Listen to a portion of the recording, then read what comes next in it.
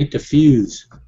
Hey there, CPO and CJ here. This is the Heli Hangout number 28. It is August 15th. We are post IRCHA and have lots to talk about, but I'm sure we'll have plenty of time to get into all that. I am a little bit froggy. I got sick at IRCHA.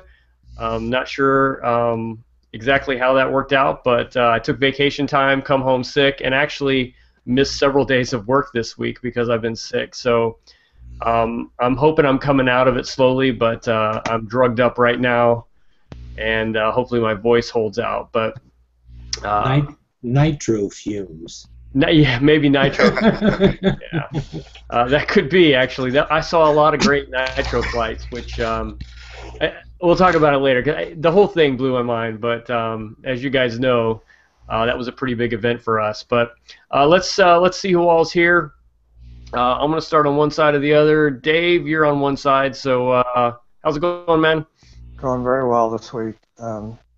Aside from being very busy and doing some traveling all over Northern California this week, been having fun. I frequently have to head up north for work, or even sometimes I go with my wife for her job, and I'm always stuck with, do I take something to fly, and if I do, where do I fly? So I had a little time to kill when I was up in Redding, and I thought I'd check out a couple of different hobby shops, and I found one place, literally a hole in the wall, but a really fun place to hang out. They're a very typical mom and pop shop with a real mix of a lot of new RC stuff, a lot of old RC stuff, and it's not really organized. It's just stuffed in corners, piles on shelves, and it was just a blast to go digging through some of that stuff because I saw some stuff that I recognized from way back. I'm like, oh, I know that. And I got to play with some new stuff. I played around with the new Spectrum DX6, and that thing actually really surprised me. It's far and above the DX6i that when it came out. It was the DX6i was kind of, as far as I was concerned, a bit crippled for helicopter use. Yeah, I'm surprised they left it the DX6 naming convention because it does seem like it's an entirely different machine. Is that true? Very, very different. It feels different. It feels just like my DX6 or my DX8, and it's not lacking anything. It has everything all the other radios the DX9 has it all. It just has 6 channels. So there's 7-point curves in it. It has the voice announcements for various functions. The gimbals are just super, super smooth. So I was very surprised. If I was shopping today and I didn't need more than 6 channels, that is really an excellent way to go. I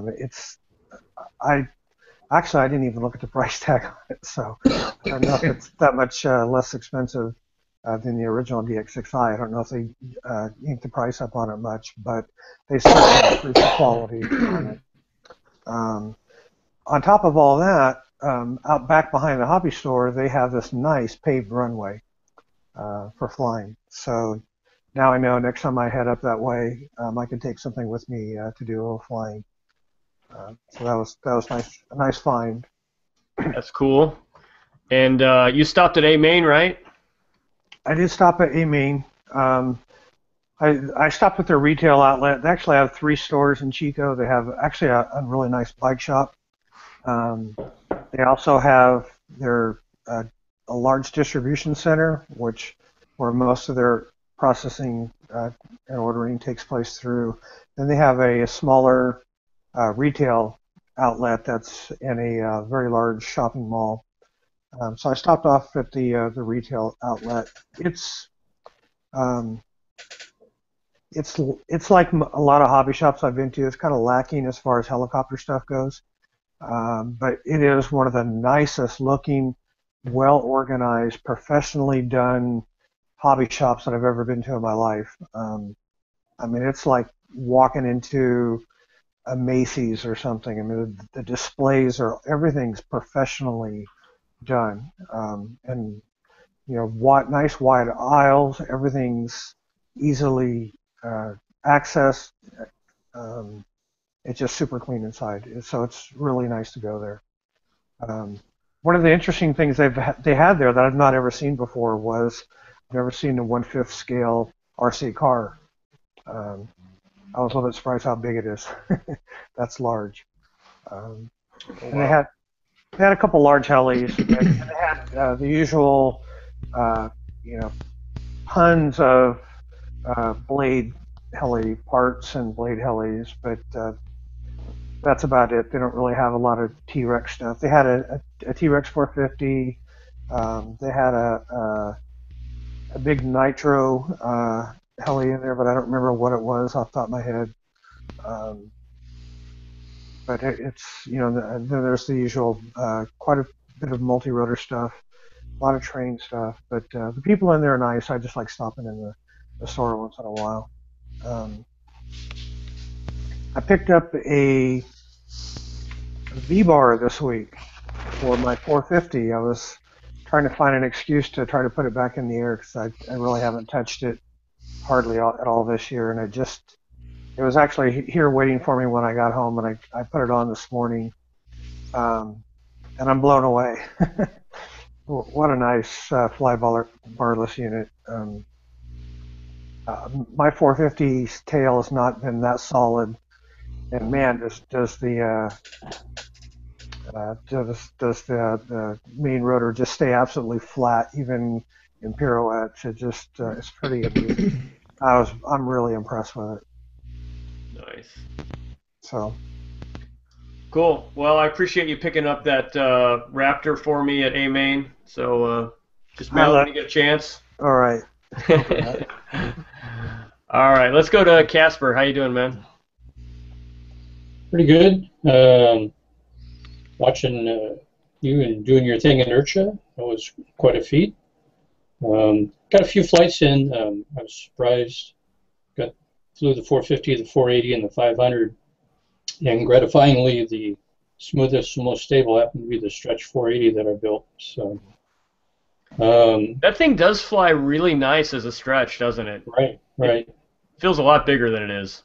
Yeah. I was looking at upgrading my transmitter, and I picked up the DX9 today. So nice. Just got it in the mail, so I'll have to figure that out. And that's about it. And considering the Blade 600, I'm kind of looking at, they've got some good prices around for those. All they need is an ESC and battery, and you're ready to go. And you have to assemble it. So that might be my next chopper. Yeah, I think Blade has really stepped it up with their, I guess, their pro level helis. And a lot of people seem to like them, so. Yeah. We'll have to see. I tried to win one. It didn't work out. But I did win a couple of. We won 2 Blade helis while we were at IRCHA, but not a 600 or 700. No. But good. All right, cool. No nitro? What's that? No nitro? No nitro. Darn. Although Raj had me looking at them. Not really. All right, Jim Shaw, how you doing, man? Well, with the helis, terrible. That 450 is still giving me problems, and way back I decided I wasn't going to take the 600 up off the ground again until I had that 450 straightened out, and I ended up sticking it in the ground in the backyard because that sucker can move in a hurry, and I'm still having problems with the gyro. I even tried to adjust it to make the tail wag, and I couldn't do it. I mean, should you be able to do that? I mean, in theory, yeah, you should be able to crank up the tail gain to a point where it's too much gain. Yeah, I tried that. Couldn't get it to wag, and it just always wants to kind of float around. I've rechecked all the measurements and stuff, and it started to get close to the fence, and so I pulled back on it, and it started to dart towards me. Well, if it comes a choice between me and it's going in the dirt. So I just shoved it in the ground. It wasn't anything major, you know. It came with extra blades, you know, the Taro, and I did have to get a feathering shaft and a couple little pieces, but it just hasn't. It just had me stymied. And what's your settings for that? Well, first of all, remind me what fly barless controller you're using. Mine's fly bar. Oh, your fly bar. Okay. So yeah. So your gyro then. What are your settings for that? Are you sure you're in heading hold mode? Yeah, I tried it in both. I've got it, you know, flipping that. You know, I got that. Remember, I was always complaining about that Futaba radio, and then my son bought me that Spectrum 6 radio. Put that in there, and that was easier to set up and everything. And I ended up changing gears on the motor, and I've tried different settings. I don't have any negative pitch, like, you know, like if you go past center, I've just got mine set up to start up and just go. At 50%. It's basically, I mean, it's zero pitch, but I'm 50% stick. And as soon as you go up a little bit above that, it'll start to skid around. And that's what I've been having problems with. It never wants to. Like, I remember when you took your 450 out for its first flight, and you sat it on the driveway, and you fired that sucker up, it came up off the ground, didn't do anything weird except when the motor went out. I mean, you know, it wasn't wandering all over the place. Right.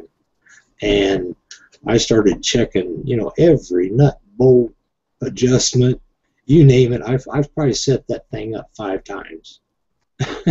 And it always, I've got the SOCO gauge, I've got all the stuff, but it won't stay steady. I mean, I can take a quadcopter out in the backyard and fly at a 10-mile-an-hour wind, and no problem. But when you say it won't stay steady, is it primarily your tail that is not holding, or is it something else going on as well? Oh, it's the whole chopper. It's drifting a little left or right, forwards, backwards. I've even bumped the rudder, you know, to kick the tail one side or the other, and it'll stop there. But if something else aside from me makes it want to turn that way in heading hold, it doesn't want to try to correct itself.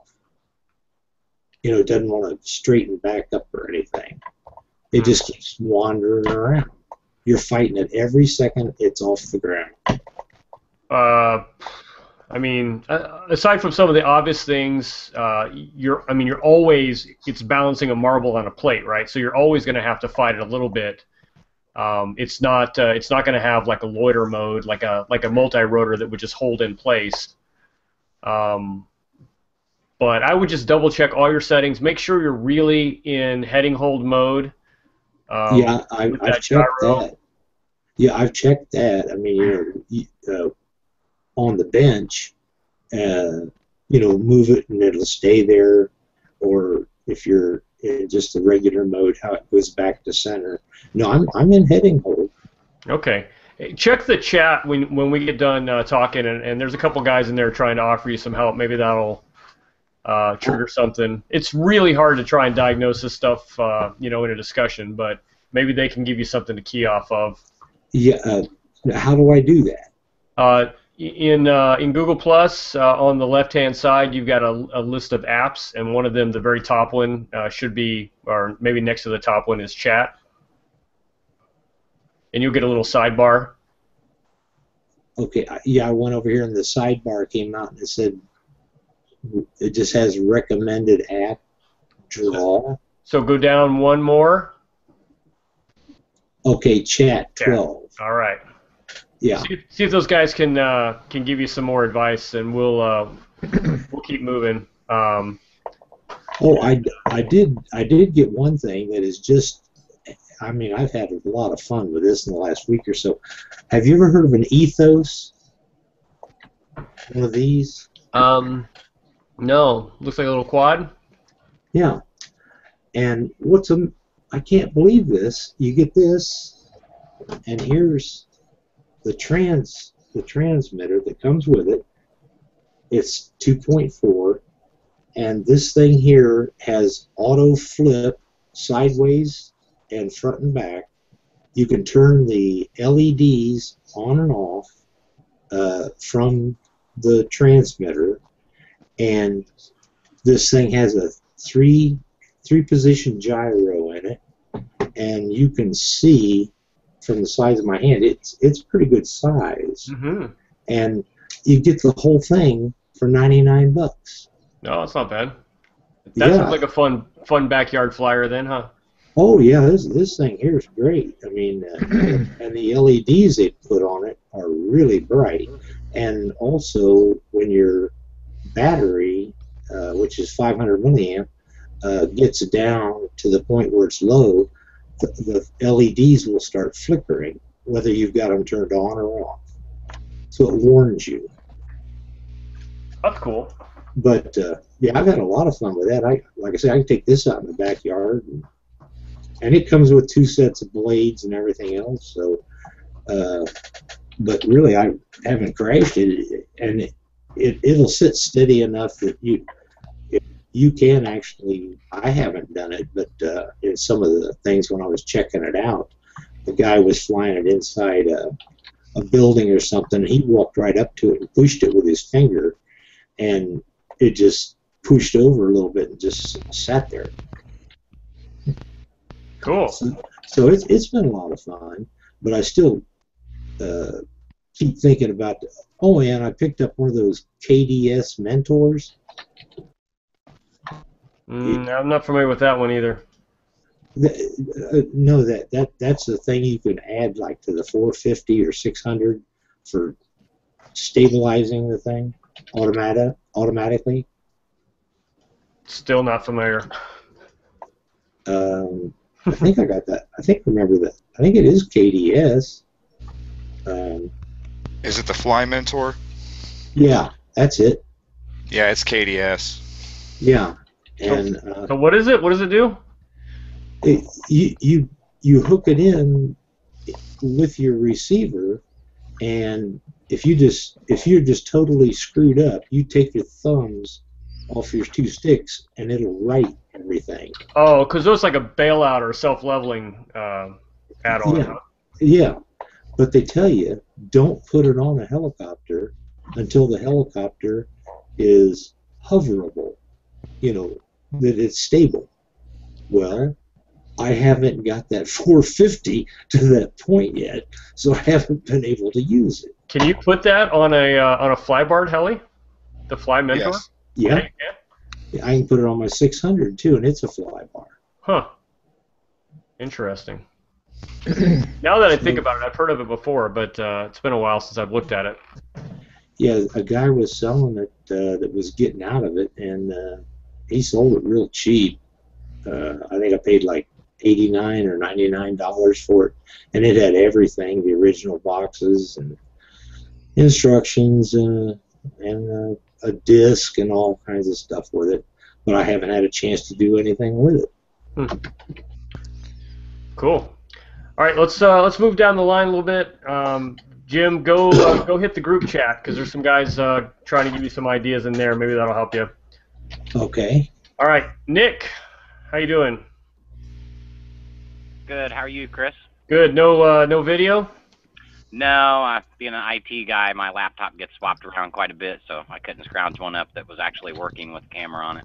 Of course, IT's guys' computers are always in the worst shape, and cops' kids are always the worst kids. I know how it goes. Oh yeah. So what's up?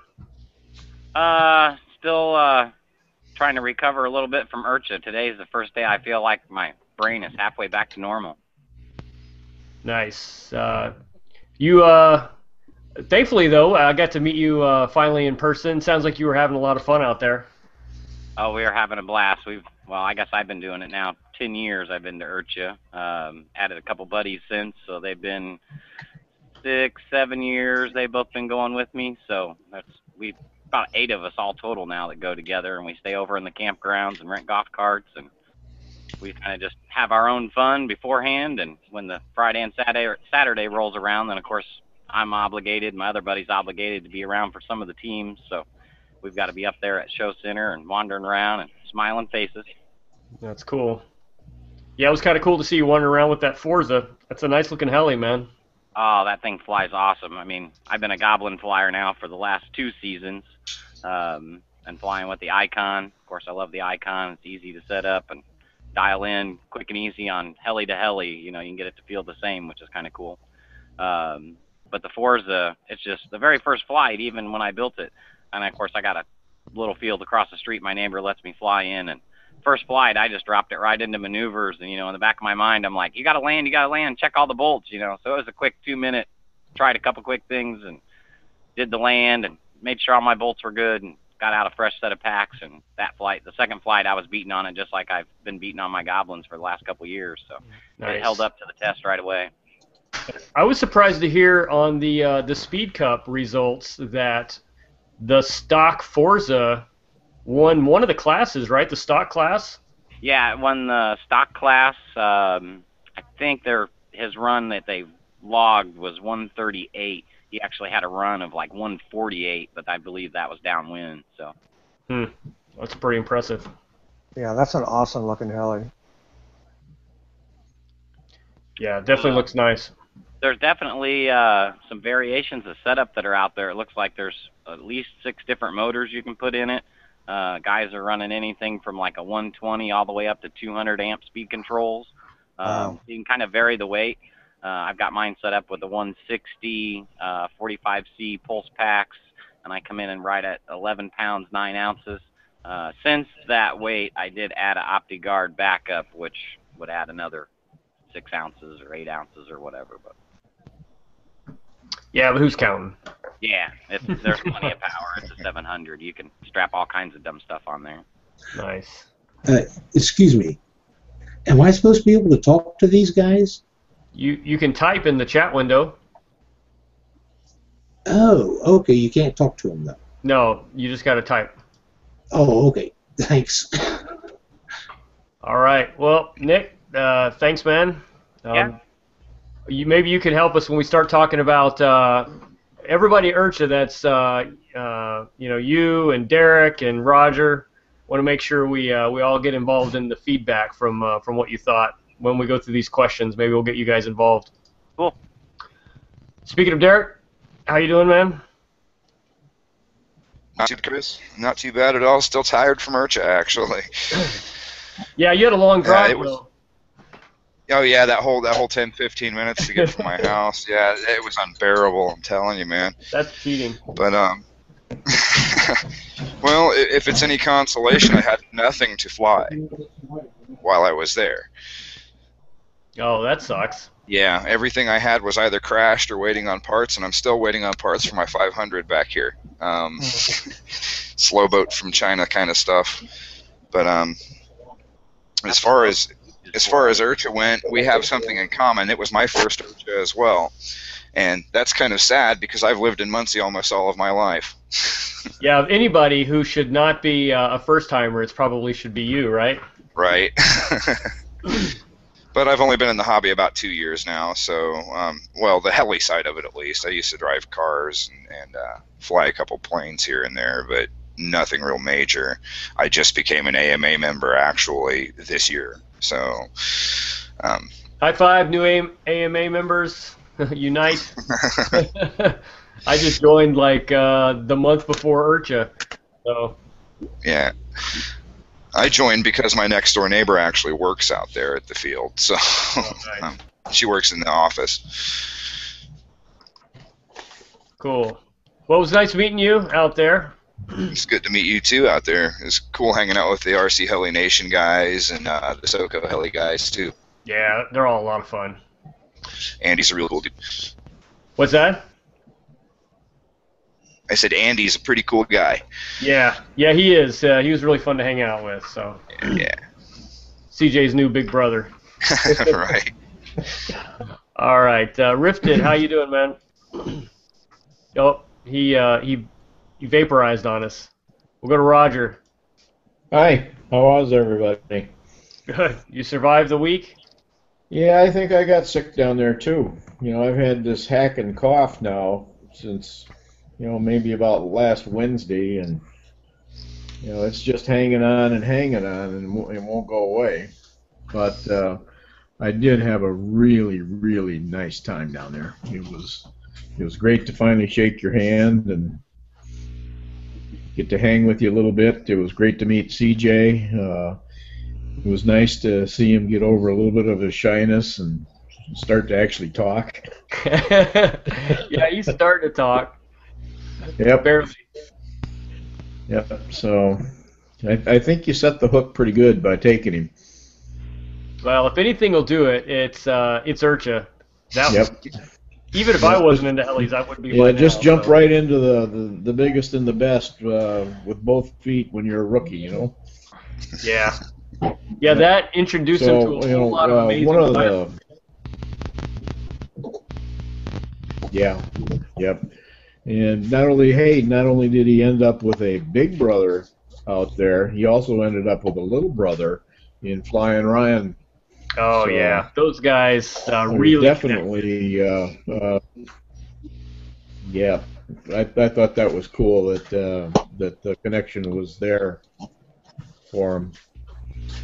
So, anyway, one of the big thrills that I had is, you know, just being back into this hobby for a short amount of time was actually going out on the IRCHA flight line and flying on the IRCHA flight line with both my Goblin and my Synergy N7.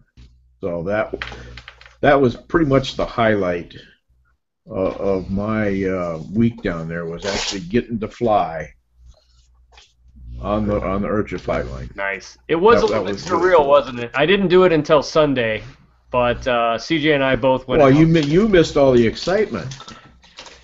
You know, the excitement was when you're out there with, you know, I think there was what, like 45 or 50 different flight stations out there, and when you're out there and they're all active, you know, that got exciting. Yeah, that's next year's excitement for me, not this year's. Okay, but it was really cool, and you know, just being able to keep it in my flight box was cool. So I was pretty excited about that. Other than and I saw a couple of really. Did you have any other problems? Say again. Other than Say again? bit of bearing or something? One-way bearing, yeah. Outside of But that, was any a other quick- problems? No, everything was fine. And one thing for sure, if you're going to break something, break it at IRCHA, because you'll be able to find the part to fix it. Nice. That's pretty awesome. Yep. So I was going to say something else, but I lost it. It'll come back. All right. Oh, I know. The Velos. Ah, The Velos. That was awesome. I can't wait to see that thing fly that was much more impressive than I expected. up close and personal. Yeah. Looking at the yeah, pictures and the You know, videos. it got a kind of a bad. It got a bad rap over on Heli Freak. You know, a lot of guys were down on it because you know, it's something new, and there are no videos of it flying yet, but there are pictures of it, so it obviously flies. And you it was just amazing that people that weren't at IRCHA were just really lambasting this thing and just tearing it up one side and down the other and saying it was never going to fly and just a piece of crap and what do they think they're doing. And Yeah. but, Well, you know, after meeting and talking with them, I think it's going to actually be a viable product, and it might save some people's bacon to have a dual system up there that if you lose an ESC or a battery goes bad on you, that you still got that redundant powertrain and be able to get it on the ground in one piece. yeah. I was impressive to meet with those guys. You know, to talk to somebody that actually understood the design and the engineering behind it was kind of cool, which is why I wanted to do that video, because I think until I got to see it in person and talk with them, I thought it was kind of I don't know, like a hype thing. But once you actually look at it, touch it, talk to the people, it is legit. I just wish I wish they have some better. They posted some pictures. I don't know if you've seen on Facebook recently of like some test flight. Yeah, I did. Pictures. But these are the most horrible pictures I've seen. They're really bad, like cell phone pictures, and I'm thinking, man, you guys, if you just invest in a little bit of good photography or videography, I think it'll go a long ways, because there really is a lot to show off, but those pictures didn't do it. Well, they probably were cell phone pictures. Yeah, absolutely. You know what I mean? Anyway, I wish them the best. I think it'll be pretty awesome. So, I think it's going to be a cool machine. The only thing that I really didn't like about it was the landing gear. You know, the landing gear, you know, he explained why they did it the way they did to help with the aerodynamics of it in forward flight and all that, but it is just butt ugly. And I have my doubts on whether it would hold up very well in a hard landing. But the rest of the helicopter is just gorgeous. Yeah, I don't know, if you're flying a machine like that, you're probably not doing those hard landings as often. Yeah, let's see.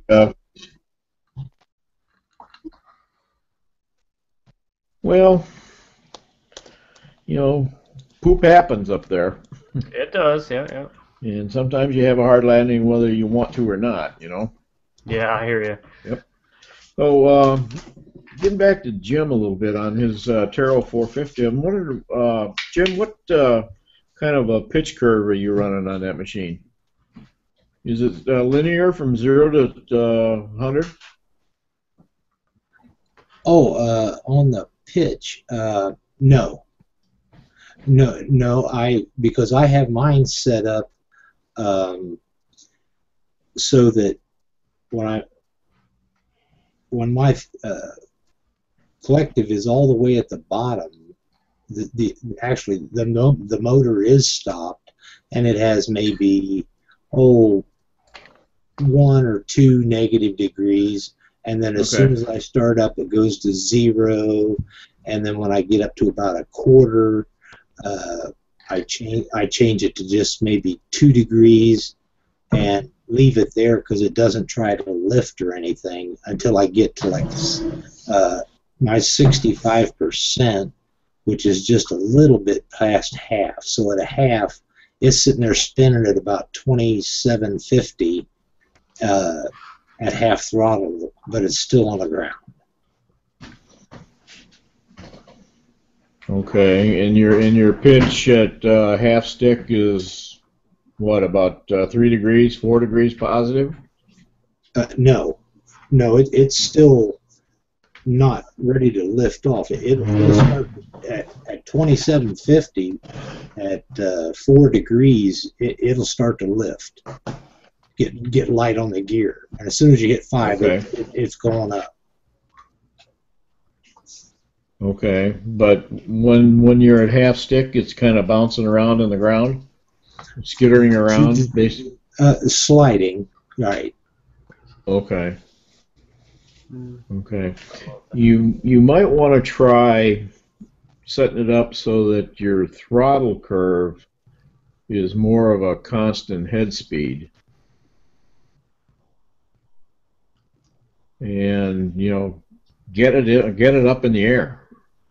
Well, yeah, I've had it up in the air a few times, but just like maybe 3 feet off the ground, and then when it starts that wandering around stuff, then I'm not letting it wander too far, and I bring it back slow, and then I set it back down and try to make an adjustment or something, whichever direction it's been going in, and I've been making the adjustments with turnbuckles that I've got turnbuckles on everything instead of using the trim tabs.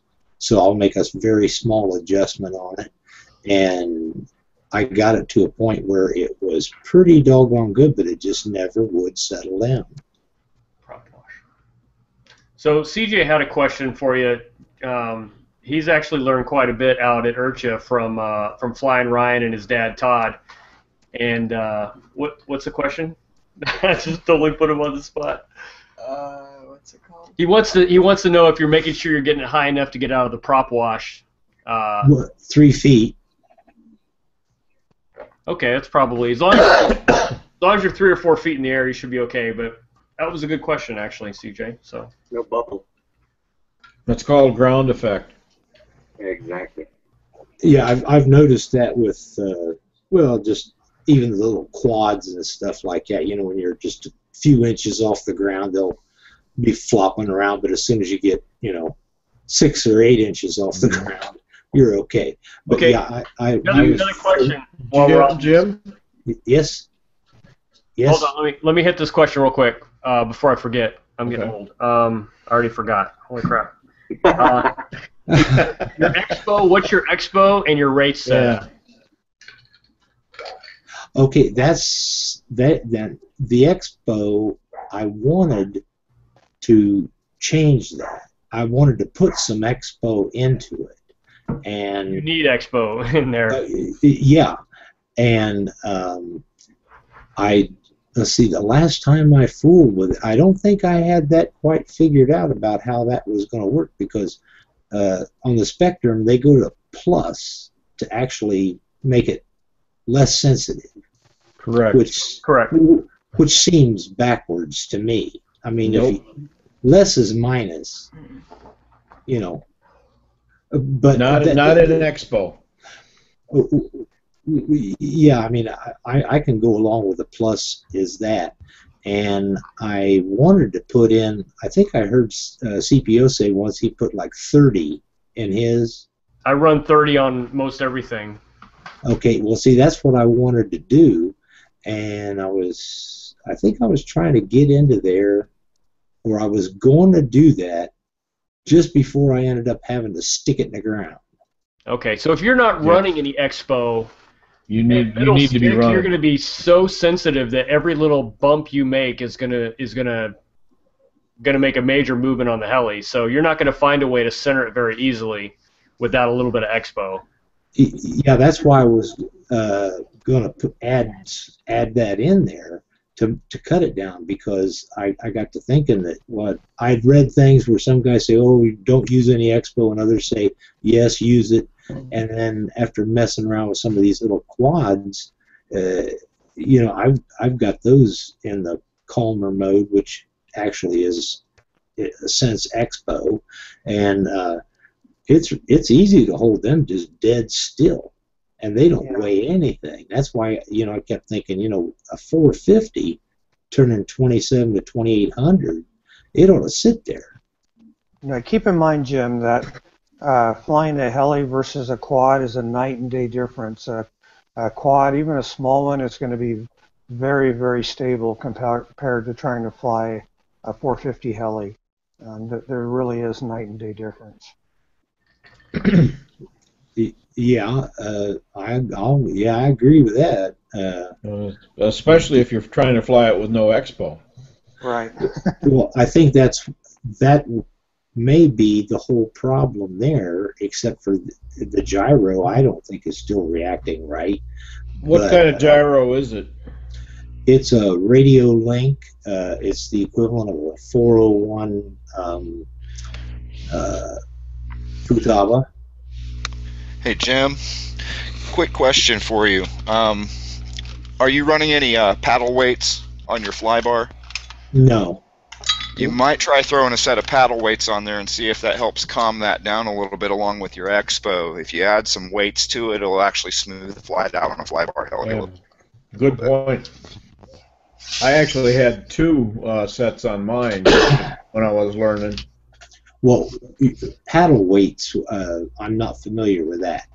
It's just a little weight that you put on the fly bar, and on mine I had them all the way out by the paddle, and it tends to make the fly bar add more stability to the helicopter.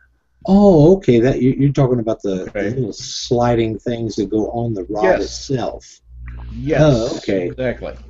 Yeah, And because I put an extra set on my 450 when I first got it, and it helped calm it down even more than flying a docile pitch curve and a constant speed throttle curve. okay, yeah. I got to go by the hobby shop probably tomorrow anyway.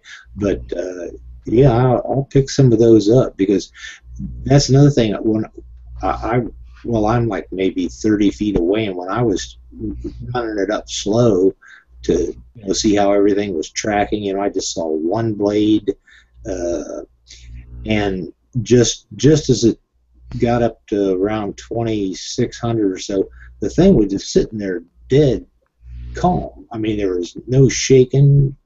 I've never had any real vibration or anything. Of course, I'm a fanatic for balance and stuff, but it just seemed, it just didn't make sense to me. But I think it's an expo, and maybe put those paddle weights on. Yeah. They'll definitely When help you're, calm it. When you're making adjustments with your turnbuckles, what are you actually adjusting there?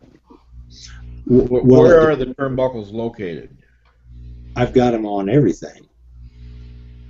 Well, I mean, for like, if it's going to drift to the right or the left or forwards or backwards, on the servos themselves.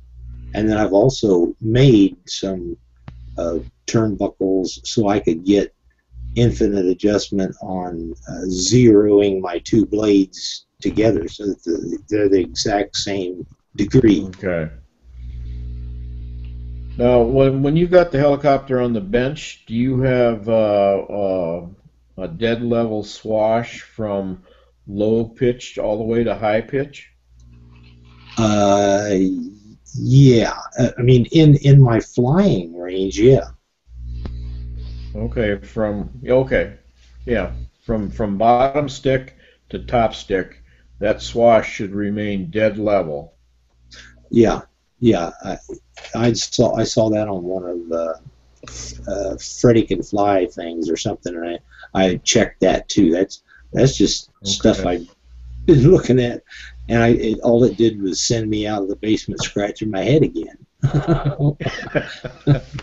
It was either that or Jim, have you ever watched the Finless Bob videos on how to set up a flybarred helicopter? Oh yeah, I've watched quite a few different ones, and I even found the one where they were using my exact same radio. So okay. I'm going to say this, and I don't mean this the wrong way, but is there anybody local to you that you can meet up with just to have them take a look at your heli? Because I'm wondering if it's not something that somebody's very experienced with these helis can just instantly look at and go, oh, here's exactly your problem, help you fix it up, and then get you on your way, as opposed to you trying to troubleshoot over and over again by yourself without any help. Because even in this forum, it's kind of hard without looking at it. I keep wanting to look at your heli and look at your transmitter settings and... Yeah, me too. Yeah, there are two guys at my hobby shop that fly for companies, and they're 3D pilots. So, matter of fact, they were the ones that pointed out on that 600. Another guy that doesn't fly heli sold me the wrong tail gyro, not gyro, servo. and they said, "Oh, you don't want that one on there," and so I got the right one. But they spotted that instantly. Well, have them look at your 450. Maybe there's something funky that they'll notice right away. Yeah, I can take that down there. I just got to catch them when they're in, because most of the people there work part-time. But those two guys there, like I say, I forget which companies they fly for, but yeah, they go to the big meets and stuff. So yeah, they know their stuff. So I'll give that a try too. I'm trying anything now. Yeah. Yeah, another set of eyes will definitely help. Oh yeah, I'll go along with that too. All right, well let's hit Dana. I saw you popped in. How you doing, Dana? Oh, where's your audio?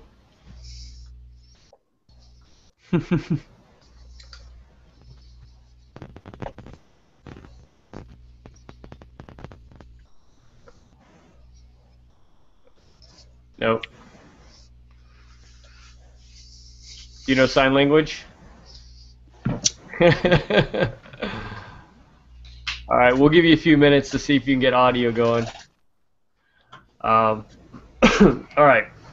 While he gets that sorted out, I do want to hit a couple questions. Let's see from the Q&A. You guys hear anything? Oh, there you are. There you are. Gotta load the computer. That's right. It kind of, I guess it forgets the settings the last time you use it, so. Oh, you know what? Mine was reset too this time with the default camera and the default mic, and I never run that. So I wonder if there was some sort of a update that caused it to reset. Yeah, it could be. Yeah, that's exactly what mine said. So, no, kudos to you guys for your blog you did and the all the stuff you added to the IRCHA event. I really was wanting to go this year and unfortunately wasn't able to make it. So hopefully I can get it on my calendar next year. So definitely was kind of salty that I didn't go. So I think the guys over at RCHN were kind of they made a comment like that about how you almost want to crawl back for a couple weeks and let everybody do all their chit-chatting about IRCHA and wait for it to die down before you really start getting back into things. So but how far of a journey would it be for you, Dana? You know what? It's not that far, to be honest with you, because I'm up in Cleveland, so I think it's about 4 hours to Muncie. So it was just unfortunately my work schedule didn't really work out real well for me this time around. So hopefully come next year I can take the whole week off and participate. Yep. Darn work keeps getting in the way, doesn't it? Yeah, it has happens to be a problem. So this hobby doesn't make it any easier. So yeah. Well, without work you can't afford helis, so you kind of have to go with it. Yeah, no doubt. So, but no, that was pretty awesome for you for the first year of you going, and you guys were did what you did as far as with all the like I said, the blog and being able to add all that information out there for for a lot of people that can't make it like me. So, no, that was pretty cool. So, thanks. I appreciate that. So, but nothing much has changed in my heli room here. So most of the stuff has been flying a little bit, and that's about it. So I've got plenty of stuff to keep me busy, but I can't seem to get enough time to get involved here and get some of these helis back together. So I've been just been stuck flying my nitro and one of my 600 electrics, and that's been all I've been doing so far. So 39 flights on my nitro, huh? I said it could be worse, right? Yeah, it could be worse. It could be I don't know. I mean, if I crash my nitro, I'm gonna be pretty much screwed. So. I can't get parts for it, so yeah. So I just every time I go out, I get my fingers crossed. So got a little bit more fuel left, and then I'll have gone through 4 gallons this year. So. Yeah, I met a guy at IRCHA who was running around buying up parts for his old nitro. It was the same sort of a thing. It was something that was discontinued. Nobody supported it anymore. No parts.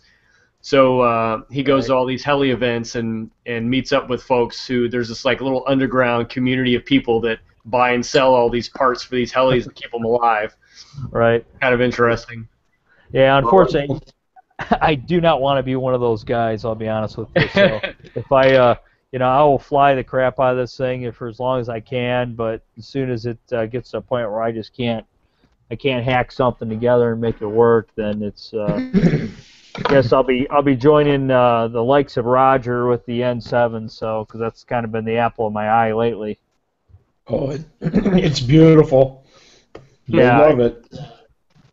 I got to hang out with Matt Bodos at Mid America and got to see quite a few guys flying the N7, and yeah, it's a nice helicopter, really nicely made.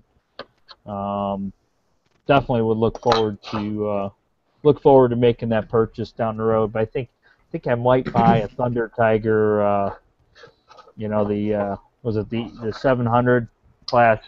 The one I think you just bought, Chris. Yeah, it's the E700 V2. Right. And actually, if you don't mind the V1, they're blowing them out. I think the best price right now I found is at Experience RC. Has them for under $600. Yeah, I've got it bookmarked on there. So every once in a while I go in there and check, and it's like, do I really need to buy that right now? And yeah, I mean the only difference really is the canopy color, and it's got a larger tail fin and like stronger tail gears, but that's it, I think. Yeah, that's what I thought I heard, but I think they said all the new replacement parts, like the new gears, are the same, right? They're V2 gears. Yeah, so anything you upgrade now is going to be the V2 stuff. All right. So I thought about it. I don't know. I decided I could hold out for a couple weeks for the V2 to come back in stock. Right. And I'm kind of you are going to need a bigger car to get that 700 to the field, though. Yeah. That's a couple years down the road. My wife and I have had that discussion. You're always going to have the roof of the car. Yeah, it's true. Put one of those ski racks on the top. Oh, that'd be good. Put in the helix there. Yeah. I'm committed, though. I'm jumping all in. Now that CJ's excited, I'm thinking, the way to go, get a 700 and let's just go big. So we'll see. Everybody says it's easier to learn on and of course lighter in the sky, easier to see, so we may as well give it the best chance possible. Yeah, it happened to me with the 600. What's that? It happened to me with a 600. Yeah. Yeah, I think when you got them all stacked up next to each other, when I got my 600 and I have the 700 Nitro, it's just I just always gravitate. I'm always gravitating toward the bigger heli. So, not to mention the Nitro. It's the disc loading is really, it's really low, so the thing flies. It's very floaty. It flies. It's really easy to fly. That's one thing I do enjoy about it. Nice. Looking forward to it. So. All right, let's hit some questions real quick on the QA. So this one is from Aid, and he basically wants to know, has CJ's enthusiasm continued to grow after IRCHA? Hey, why don't we just ask CJ? Yes. Are you still excited? Yeah. What have you been up to since IRCHA? Sim. How often do you sim? Whenever. At least every day, though. Yeah. So we're fortunate that he's out of school right now. When does school start? I should probably know this. I'm your dad, but Next week. Okay, so he's got a couple weeks post IRCHA and has been getting into a simming routine, and we're starting to keep a log. We're following kind of the Archmage AU. Was it tail end to lazy eights sort of a schedule? So we're doing the slow circular hover in all orientations and logging that. So I'm trying to keep him excited about the boring stuff like staying in one place for 15 minutes, but I think it's also been challenging enough for him. He realizes that he needs to work on it. So, but I imagine here pretty soon I'm going to be trying to catch up to him on the sim. Has he done any flying with any of your helis yet? Yeah, so at IRCHA, he flew my 480. Oh. The 450 stretch. Yeah. He flew that. That was his first time to fly any heli. And we went out on the IRCHA flight line on Sunday, and he flew that for, I think he put 2 batteries, just kind of hovering. Of course, I was helping him. We did the old school, handover method, because I didn't have a buddy box set up. But yeah, he, hovered it, and we knew at that point that he was going to be able to handle them. So, and then I've taken him out, and we've flown the MCPX BL. By the way, we won an MCPX BL and a 130X at IRCHA. So we've been playing around with those. Although I gotta say, I'm much more hesitant to let him go fly the MCPX as I am telling him to hold out till we get the 700 to practice on, because it flies really different, and it's almost annoying. I don't even like flying it that much. It's just, I don't know, so different. It's too small for me. Yeah, but it's front yard doable, which makes it nice. So. Yeah. It's good practice for me. I'll go out and fly circles and figure eights and stuff like that. But for hovering practice, where he's at right now, flying the 480's easier for him. So we have been buddy boxing in the front yard a little bit with the 480 again, and we'll be doing the 500. I got to get it set up. We'll be doing the 500 and the 550 also, but. Yeah, so he's getting some real heli flight time, and so when we get the 700 built, he won't be for the first time handling a controller. Yeah, of course, there's a good chance at his age, in a couple of years, he's going to be showing you how to do stuff. I bet it's a couple months. A couple months. I don't even think it'll be by the end of the year. He'll be doing things that I can't do. Oh, yeah, I mean, he's right at the age to just pick that stuff up right and left. Yeah, and this is the kid, right, that, gets an Xbox game like Call of Duty and just beats it and becomes whatever super premium platinum guy. He knows what I mean. No idea. He picks that stuff up and stays with it. So he's actually got the sim and the sim controller up in his room. So he's going to get more sim time than me right now. So I don't think it'll be long. Which sim do you use? We're using Real Flight 7 primarily. Yeah, I've got 3. I've got Real Flight, I've got Phoenix, and I've got Heli X. I've got that 6.5 Real Flight. Yeah. And there's something about that it seems so out of proportion. It doesn't seem to me like it gives me anything. Oh, I really like Real Flight. I got Real Flight 7. It's my favorite of the 3 I have. So. Why? I just like it. It's really nice. It feels realistic to me. I like some of the controls I can do. I like the way it allows you to adjust the physics pretty easily. I like the graphics. I like the fact that I can fly my the E700 in the sim. So that's what we've been flying in preparation for the build. It's got some pretty cool training scenarios, like the hover training and the auto rotation training. They take you step by step. They've got some really cool like orientation training where they put a helicopter. It's like your instructor's helicopter, and then you have to match it, and it moves around and hovers in different orientation, and it'll hover here for 15 seconds, then it'll move over here, then it'll turn around and hover nose in over here, and you've got to follow along with it and try and keep up with the instructor. So there's some really neat stuff like that makes it fun to learn. Plus the videos, cool. They've got like Todd Bennett doing some instruction videos on there, and some other heli pilots and some plane pilots. So I like it overall. I've been really impressed, and more importantly, probably the biggest benefit to me is the Interlink controller. It's got that built-in controller for the sim, so I don't have to worry about using my real controllers. And because of that, I never have to worry about draining my battery or banging the sticks around on it unnecessarily. We just have the controller for the sim, and it just hangs out with the computer. So I don't know, it's kind of nice. That's what I've got, and but that 6.5 doesn't have anything like that. And I was thinking that's what they needed in a sim was some kind of a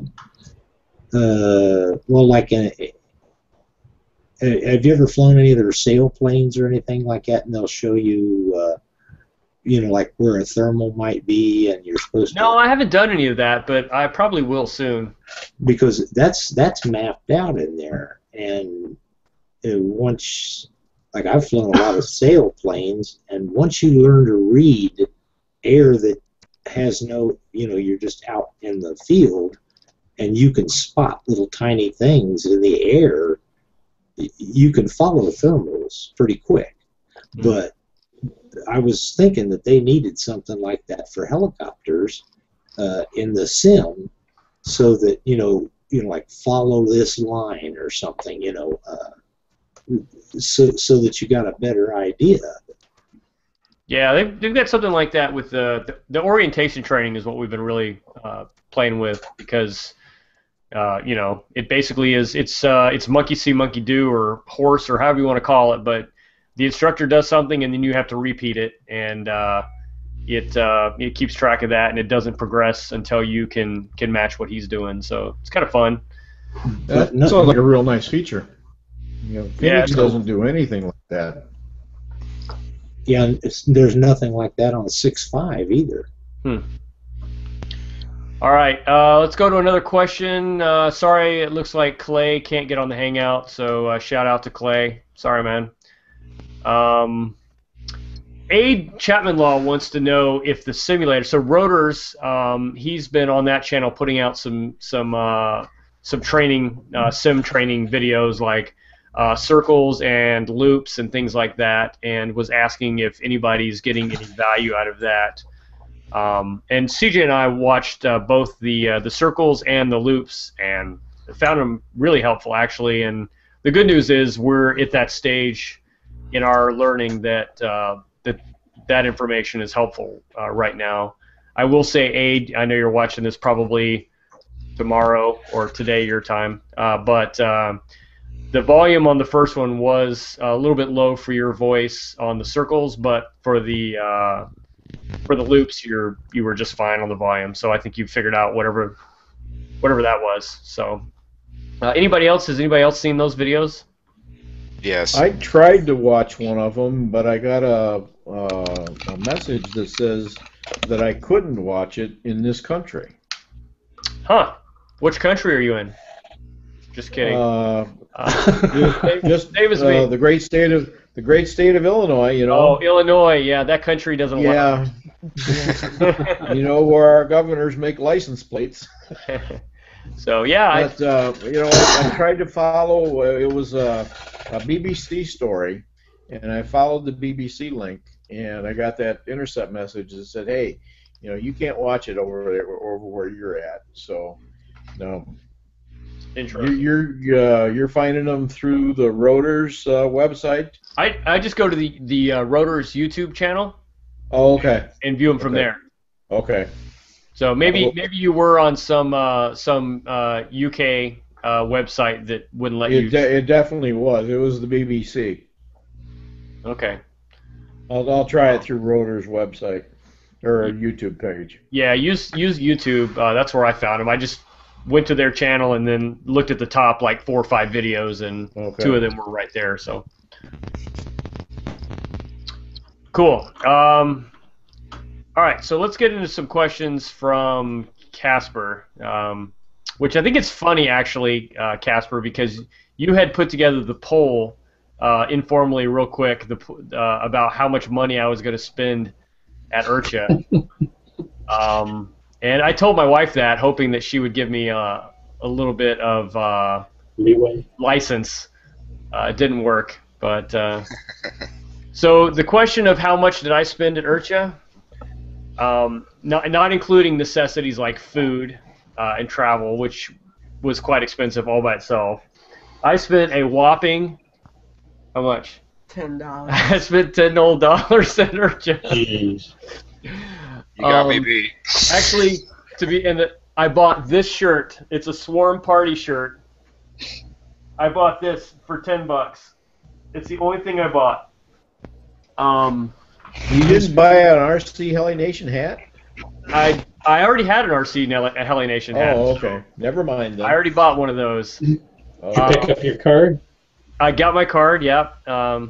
But the reality of it is I just didn't have a lot of money to spend. And when I get to places like that, I want to just spend money because that's kind of what you do. It's kind of like blood in the water. There's kind of a frenzy of buying going on. Yeah, like Shark Week. And I tried very hard to not fall into that trap because it was such a stretch for us to just be able to afford to go anyway that I didn't want to. I just didn't want to needlessly spend money. I'm spending a heck of a lot of money now. Thank you very much, CJ, for the 700. But I'm doing it a little bit more calculated than just like grabbing up things because I'm at IRCHA. So yeah, I spent $10. I came really close to spending a little bit of money here and there. I did a lot of shopping. There were some, vendors there that had stuff. The second question you have on here is the next where I'll go is what did I come closest to buying but didn't? And that was a Goblin 700. I came really close. Bobby Barr, if you're listening, so Bobby has a Goblin 700. We were talking at dinner one time, and we kind of were talking about that I wanted to get CJ a 700 size heli, and he really wanted a Goblin. And the reason I'm not getting a Goblin for our 700 is just because I started looking at crash costs and all the other expenses. Cost of ownership is a little bit higher for those. I just didn't feel comfortable there, but Bobby turned out was selling his Goblin 700 and had it with him at the event, and it was really hard. I mean, like I held it in my hand and literally could drive away with it, and it was a good deal. I won't talk too much about the deal because I don't know if he's still trying to sell it or not. But for whatever, it was it was close. He thinks that I made up my mind immediately, and I just kind of like didn't tell him I didn't want to buy it for the whole rest of the weekend. But the reality of it is, all the way up until the very last couple hours of the event, I was still trying to figure out if I was going to do it or not. I couldn't do it. Did you visualize getting home and all the locks would be changed on your house? I did test the wife waters a little bit. CJ and I called and kind of played it out a little bit to see what she'd say, and you were too scared. You didn't do it. I did it. Okay, CJ was man enough to try and ask. Yeah, how did you do it? I cheated. Tell us how this conversation went. So I asked Mom, I said, can I get a Goblin? And then immediately I said, do you love me? And she said yes. So she said we can get a Goblin. So that's all fair, right? But it didn't work out. And when I told her we were even looking at helis, and I told her, kind of a, very low price point, just maybe an airframe sort of a price point, and we just we couldn't do it. So anyway, so I did not buy a Goblin. I didn't buy anything, and then now I'm going and trying to buy up stuff to make up for it. But I think this is for a good cause, so we're going to continue going with this. I got permission, sort of, kind of. And it makes me feel better if I buy it a part at a time. It doesn't seem like it's that much money. So maybe it's a little psychology happening here. Yeah, go buy a car. Go buy a car one part at a time and see what it costs you. It costs you more in the long run. Yeah. But if you're only shelling out 100 here, 150 there, not so bad. Yeah. Yeah, You what, stay broke all the time. Yeah. So. Yeah, my wife is sitting across from me listening to this, and she is just snickering and smirking. Yeah. Yeah, what CJ hasn't learned yet, there's yes, and then there's yes, I dare you. Yeah, my wife doesn't even give me the yes, I dare you. She's like, no.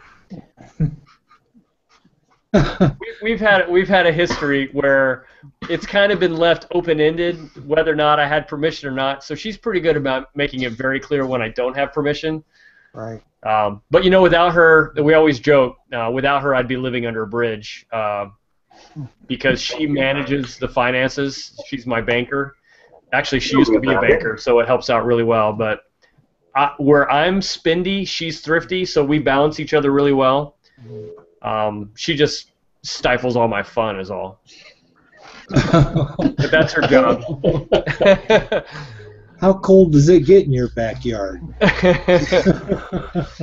You know, not that cold lately. So you'll find out. Speaking of spousal. Speaking of spousal permission, this is my wife's permission for my Forza 400 or 700 right here. It's a jar with change in it, with a picture taped on the front. Even though I have the money to be able to buy it, I have to drop everything in a jar every once in a while. Nice. So that's awesome. All right, so let me see here. Getting through. I'm looking at the chat messages to make sure I didn't miss anything. Blah blah blah. Yeah. Okay. All right, you guys. So back to the question. Okay, so anybody else have any buying stories? Anything that you almost bought but didn't while you were at IRCHA, or spent an unreasonable amount of money, more than $10? Forza 700. But you didn't buy it yet, did you? No. Okay. I spent more than $10, but I bought a couple of batteries and a couple of spare parts for the Synergy. And actually, I had to replace the clutch while I was there too. So that's what I spent. And a case of Cool Power. Oh yeah, I forgot about the fuel. Oh, sorry. Was your wife in the room when I said that? Yeah, she was. Yeah, she's right here. But, the fuel was my first purchase. That's right. I got a picture of you with your first purchase. Yes, you did, and that was a deal. $75. $75 for a case of Cool Power 30, and here at home, 1 gallon is $35. Wow. Yeah, plus tax. Yeah, $34.99 plus tax. That's crazy. So I figured I got a couple extra gallons there for free. Yeah. So if I ran across a deal like that, I wouldn't be able to pass it up. Yeah, that was the deal of the meat for me. All right, let's see here. What's the best thing about IRCHA? I will say meeting all the people. I know that there's a lot of cool pilots and a lot of interesting things happening, but really I think the coolest thing was just meeting people, meeting you guys that were out there. I'd be walking down the midway and somebody would yell CPO that recognized me that I had no idea who they were until they stopped and talked to me. People would come up and shake my hand. That was just really cool. Some of it were people who knew me before IRCHA-ness, and some of it was people who recognized me from the live blog that I was running and the videos I was doing. I think the beard helped to actually make me stand out a little bit for people who didn't really know me, but the beard videos kind of put it all together. But that was really the coolest part, was just interacting with folks, getting to meet Andy and you know, the RC Heli Nation guys and Bobby Barr and all these people that I had been talking to over the course of the last year and a half, and or engaging with or following. The pro pilots, you know, to be expected, right? You know, I was walking around and I'm like, hey, Burt Cameron, how you doing? You know, and super down to earth people, you know. And I think that's another question on here. Burt Cameron, Nick Maxwell, Alan Zabel Jr., Nick Rollins, all these famous people.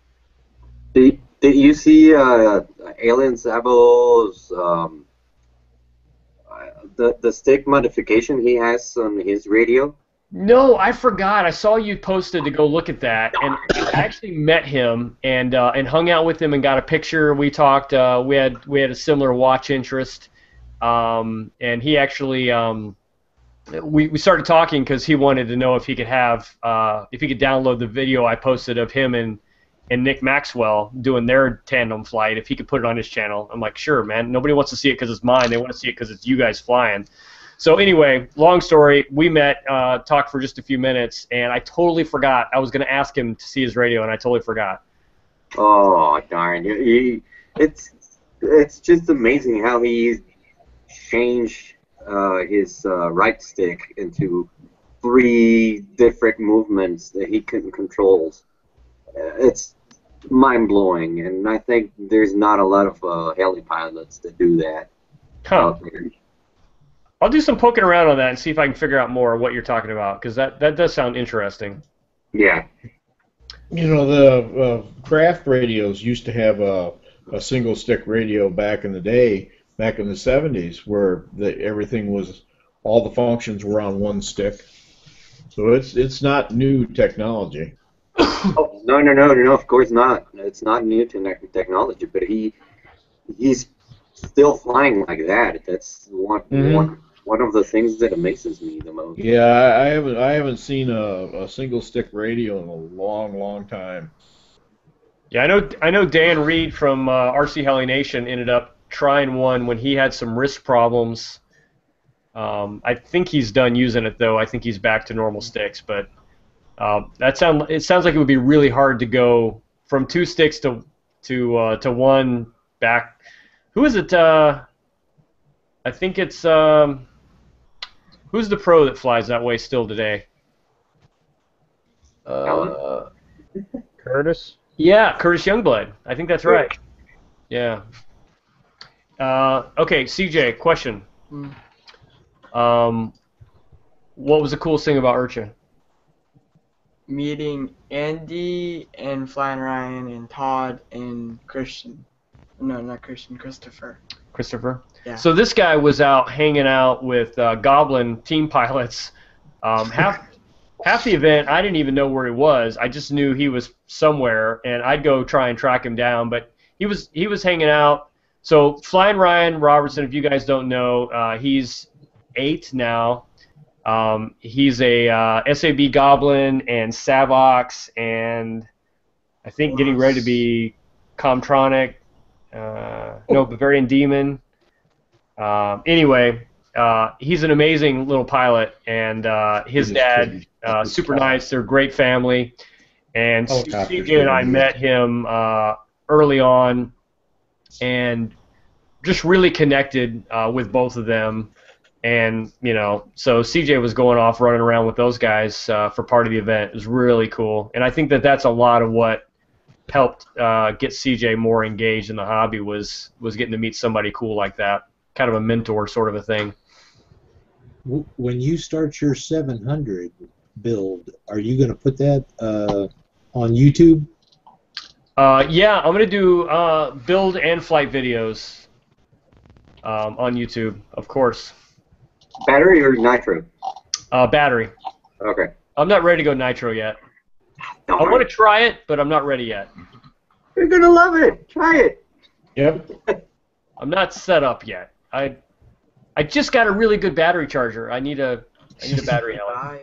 The only thing that you need extra to go nitro is a starter. Yeah, and then a rag. Well, yeah.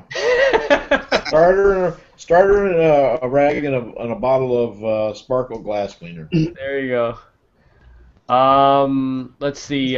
Thing that surprised you about IRCHA the most? Really, how big it was. I couldn't picture the overall size of the event. Just really hard till you're there to really get what a half-mile long flight line is like, plus 2 or 3 other flying sites on top of that. It was just really huge. I think there's 6 flying sites 6 there. flying sites total? Okay. Yeah. Yes. Yeah. It was huge. I think that's probably it. The other thing that surprised me, I didn't realize how much work the live blog was going to be, because I kind of became a slave to it, because once I commit to something, I kind of stick with it. So I was really dead set on making sure I was providing updates as often as I could of everything I could. So instead of stopping to watch something like a seminar, I would go take a picture of it, upload it to the live blog, and then leave to go take a picture of something else. And I found myself running around a lot, and that was probably more than I expected, but only because I made it that way, just because sometimes I overdo things. So, any disappointments about IRCHA? None. Maybe I would have taken more money, but I don't think that was possible this year. Maybe next year I'll have more money there. Did I fly while I was there? Yes, I did, and CJ did. That was on Sunday. Granted, Roger, to your point, I did not get out there with a completely full flight line, but it was still really cool to stand next to one of those big IRCHA cones. Yes, it is, isn't it? Yep. And I was shaking. I was shaking. CJ was laughing at me, but I was out there with my 550. And I had just a couple people standing around me, a couple people I did know and a couple people I didn't know standing there, and I'm just like, literally, I could feel my knees wobbling while I was flying. It's the first time you couldn't tell.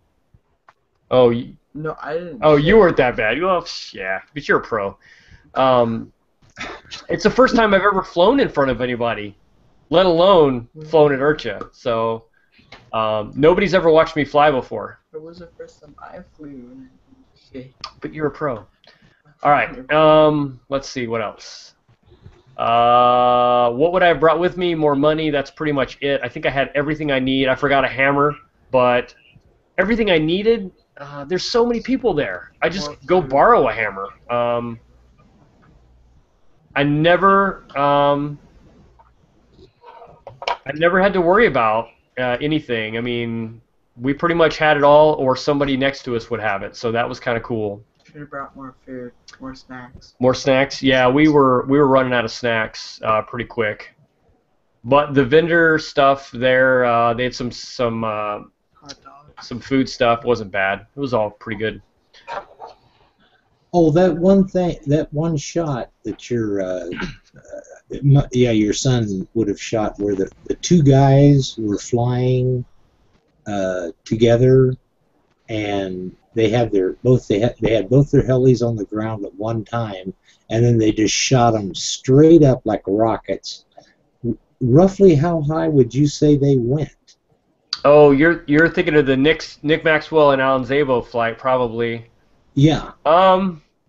I don't know. There were a lot of helis going way up into. I kept calling it the stratosphere.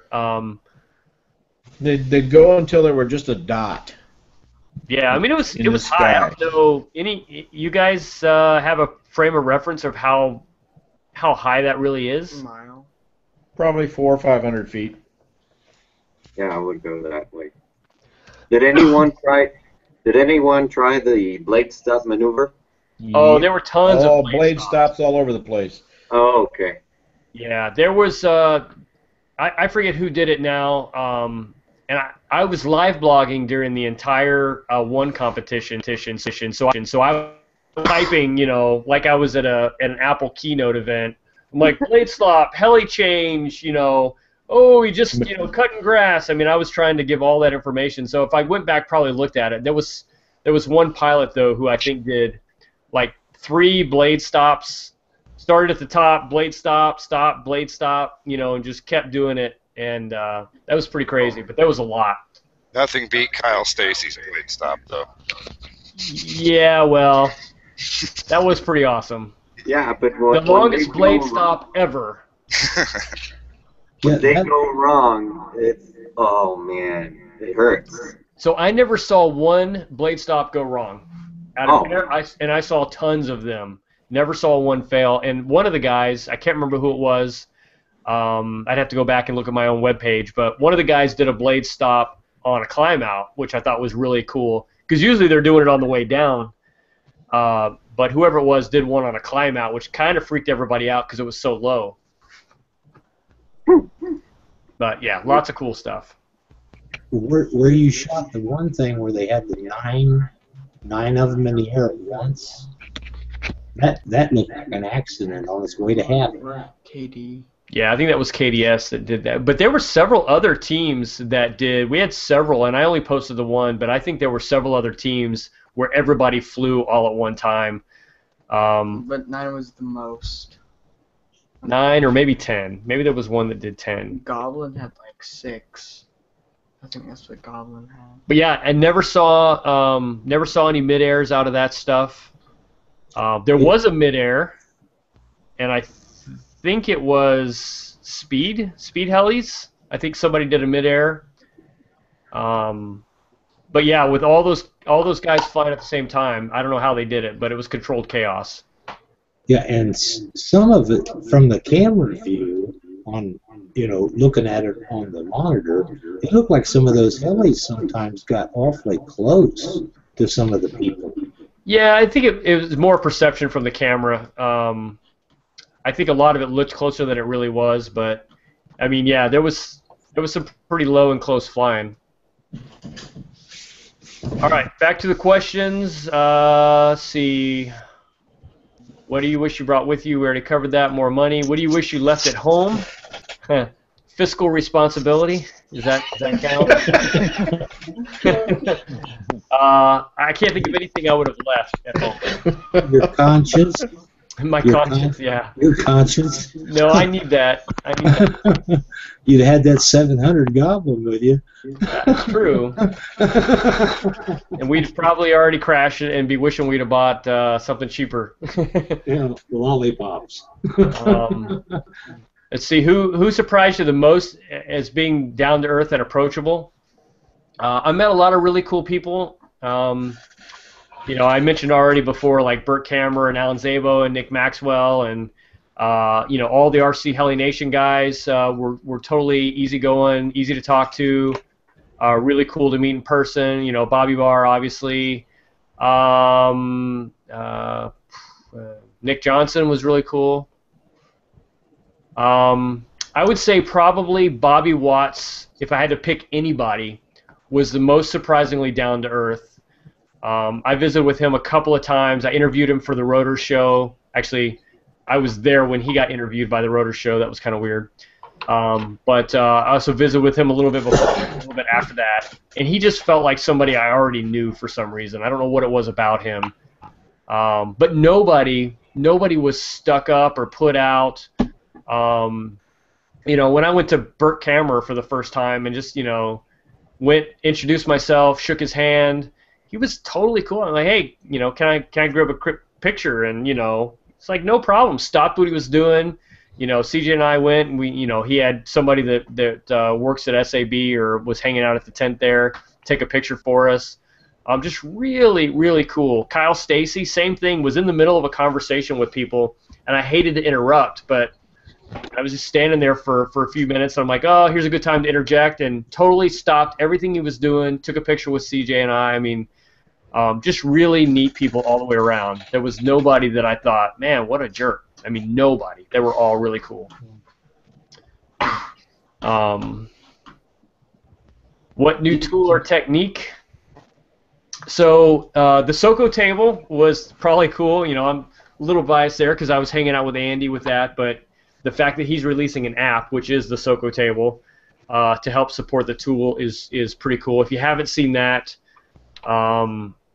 you can check that out. Either the Rotors live show from IRCHA or the latest RCHN podcast. He talked about it. But he's developing an app that gets rid of the need to level the main shaft as part of the process.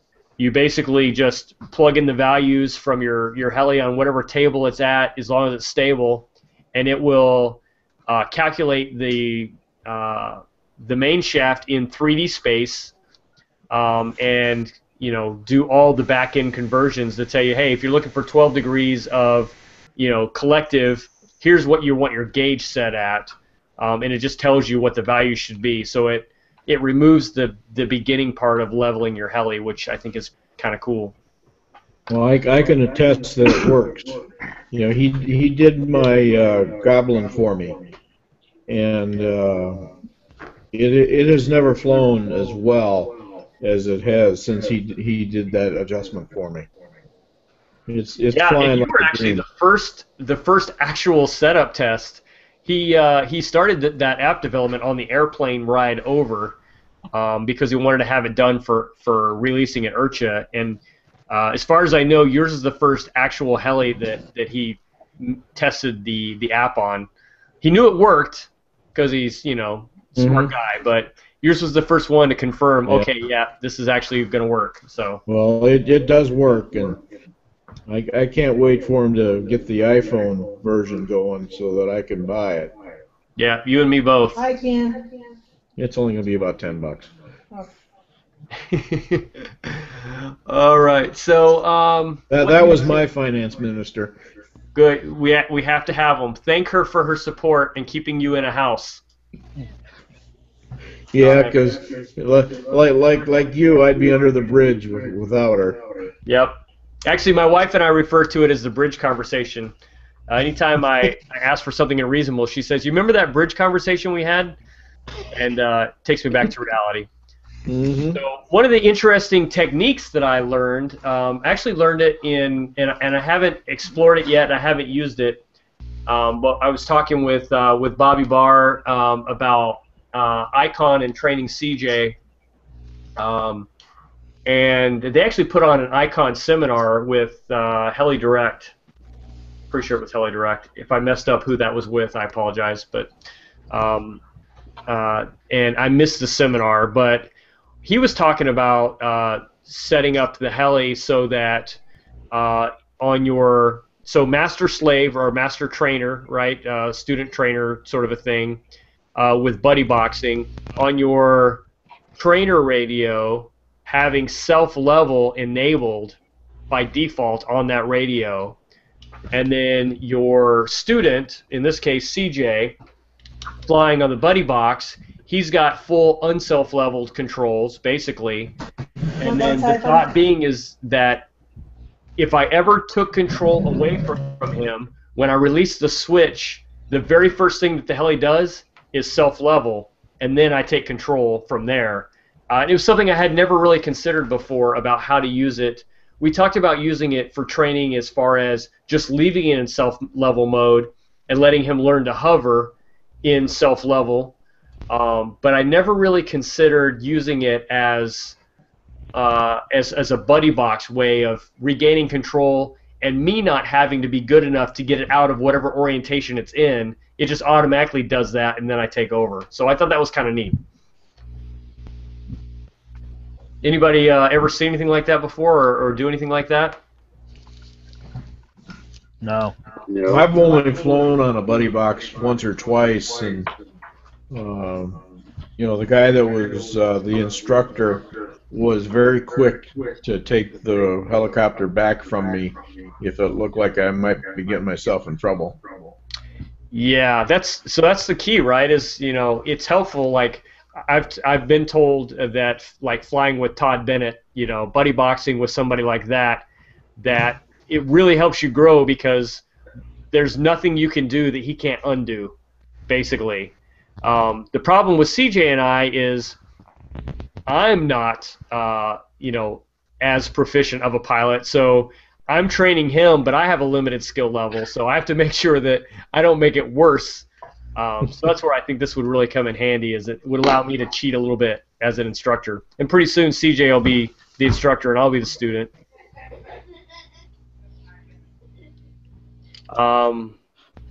So let's see here, a couple more things. Did I sell all the hats and shirts? Yes, I sold all the hats, and I sold all but 2 of the shirts. I had 2 large shirts left over, and mostly because people that wanted to buy shirts by the end were looking for either smaller shirts or larger shirts. So I ended up with 2 larges. I think Casper, I think one of those might fit you. So I know you had were asking me about it, so I'm gonna hold one for you. And and I do have one more shirt. Actually, I held for somebody, Keith Ireland in Australia. Lots of countries going on in that sentence, but I actually held a shirt for him, but I accidentally grabbed him a long sleeve instead of a short sleeve. So I've got an extra large long sleeve that that I ended up having extra. So if you guys do want anything, you know, send me a note on email. But Casper, I saved one of those larges for you if that'll work. Yeah, appreciate it. Advice for first-time IRCHA goers: just be prepared to be amazed. I would say your first event, do what we did and just go and Go big or go home. Go big or go home. Yeah. Buy a 700 while you're there. No.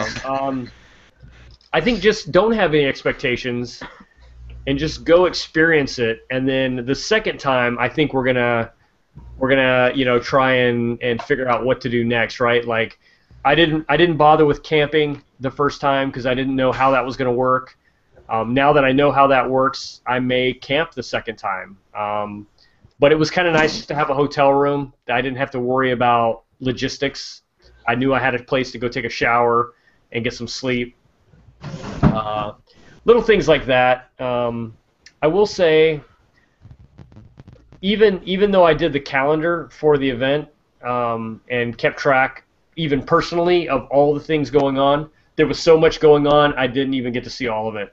I didn't get to make all the giveaways. I didn't make all the demos or all of the seminars because there was so much going on that even I was like missing things or had to pick and choose between several things that were happening at once. So I wanted to go watch the Speed Cup, but it was simultaneous with some other stuff. So just know that there's that much happening that you're not going to see it all. Speed Cup was cool. Yeah. Excuse me. It's amazing how fast those helicopters are. Yeah, it would have been neat. I saw a lot of the Speed Cup or Speed demos at center stage, and that was pretty fascinating to see. The sound of those things flying over too was crazy. What accommodations would I recommend? A cart? And we didn't get a cart. I know a lot of people do. I was okay without a cart. I wasn't afraid to hitch a ride, though, which I think threw a lot of people off, because there's a lot of carts running back and forth, right? Because half the people at IRCHA, seem to have a cart. So and I was running back and forth a lot, back and forth, up and down the flight line and the midway. So I would literally just wave down somebody and hitchhike, because we were all the way on the end. Almost always there was somebody that was going, towards the middle. So I would just wave people down and ask for a ride, because most of the time people were riding by themselves and they have 3 empty seats. So I didn't figure anybody would mind. I only ran into one guy who basically said no, and I thought, oh, okay. Really? He paid for the cart. I get it, but yeah, he had his heli in the front seat, and he's like, oh no, I got my heli. So it was only one guy, and like I said, he paid his hard-earned money to have a cart, and I didn't pay. I understand, but everybody else I asked for a ride was happy to give me a ride, and I met a lot of cool people. Actually, that quarter-mile ride between the end and the center, I'd sit and visit with the people I was riding with, find out who they were, where they were from, and I met a lot of cool people that way. But it is a lot of walking. If you plan to see everything and go to all the vendors, there's a lot. Yeah, IRCHA was running golf cart shuttles up and down the line too. Yes, I caught that a couple times. Yeah, they had 6 passenger golf carts, and a lot of times I saw them, they were empty. Yeah. That's something you They can do a volunteer lot. for too. Yeah. You can sign up to be an IRCHA volunteer, pick a time slot. They're 2-hour slots, I believe, and get to run one of those carts around and meet a lot of people that way too.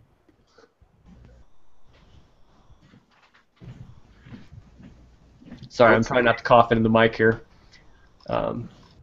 Yeah, that was really cool, especially getting from site to site. The cart, those carts were helpful.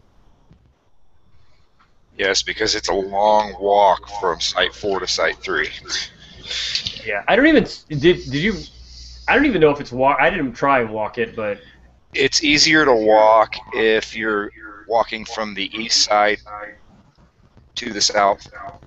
oh, okay, yeah. By the SoCo booth, it's easier to walk that way than it is to walk around west. So I will say the fortunate thing, and I can't give any experience outside of this, but the fortunate thing for us is because we were working the vendor booth with Andy at SoCo Heli Tools, we had some dedicated real estate for parking right behind the booth.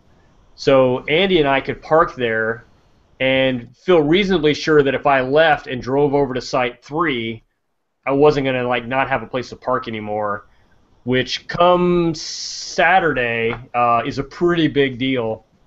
But Friday so too. yeah, even Friday. But that was kind of nice to be able to come in and park right at the tent, and then when I did leave the site or did leave to go into town for a minute, I had a place to park again when we got back. I parked in the Heli Freak Zone. Oh yeah. Another quick That's a question. pretty good hike from there too. Yeah, but the Heli Freak Zone had a shuttle stop right there. Okay. Did you get a chance to talk to Will James at all? You talking to me? Anybody? Oh, I didn't talk to him. I think I actually visited with him right when we got there just to figure out where I was supposed to go because I was lost when I got there. So I stopped by the Heli Freak Zone to get connected just to figure out who to talk to, and that's when they got me started. But outside of that, I never talked to him again.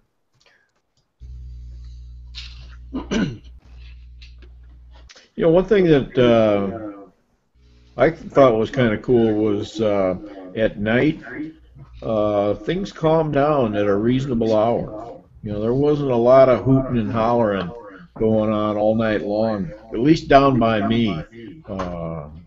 It was quite pleasant where I was camped. Yeah, I wonder if the east side was a little bit of the rowdy side. Well, that's where the Heli Nation guys were.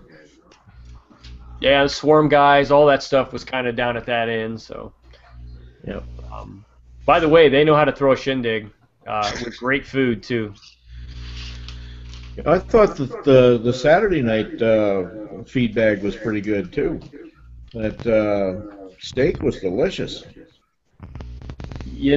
I didn't actually, even though I paid for a meal ticket, obviously for me, and I paid for an extra meal ticket for CJ, I was so busy running around, and I looked at that line, and there was no way that I was going to stay in line. You made a mistake, Chris. That line went real quick. I know.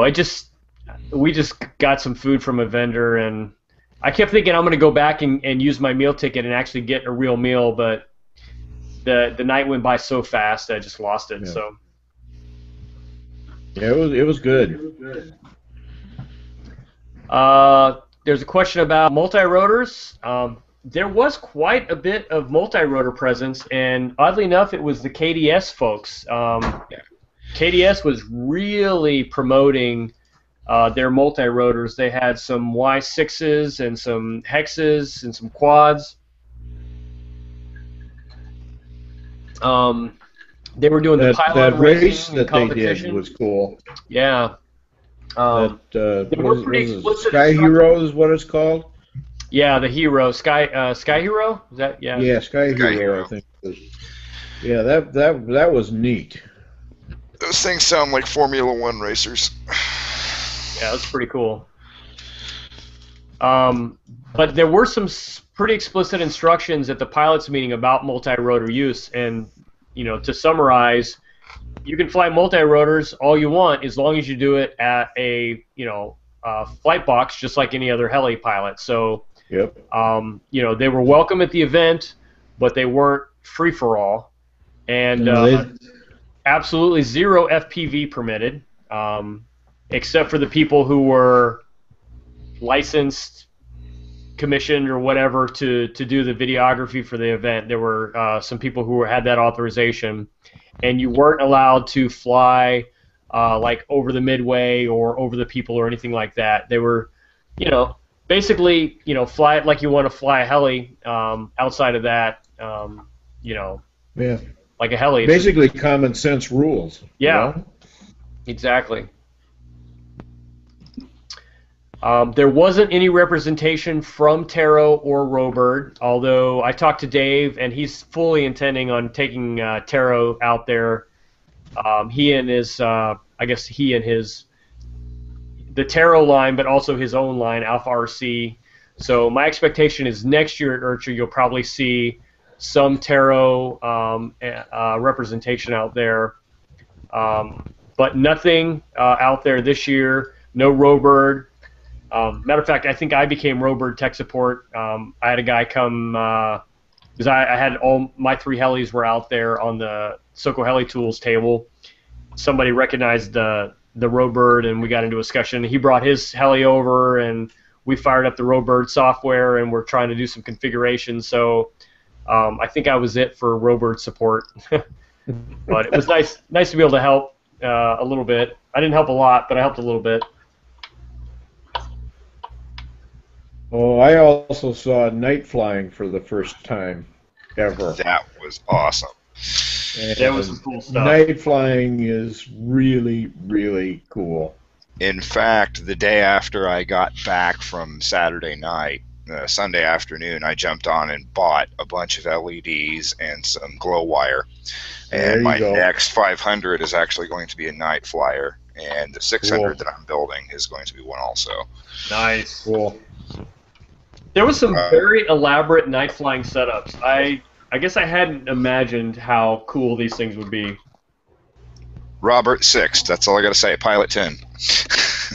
I saw that video. That was pretty impressive. Yeah, the video that I've seen so far for the Robert 6 flight, you can't really see what's on the blades, and that really bothered me because those blades are just amazing.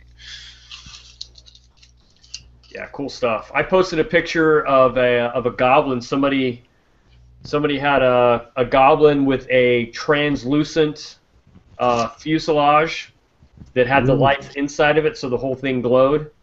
That was really cool. I missed that. Yeah, it was. That was earlier in the week, I think, like a Wednesday or a Thursday, maybe. Okay. Yeah, that sounds really cool. Yeah, it was pretty neat. It was Thursday. It was in Flowers.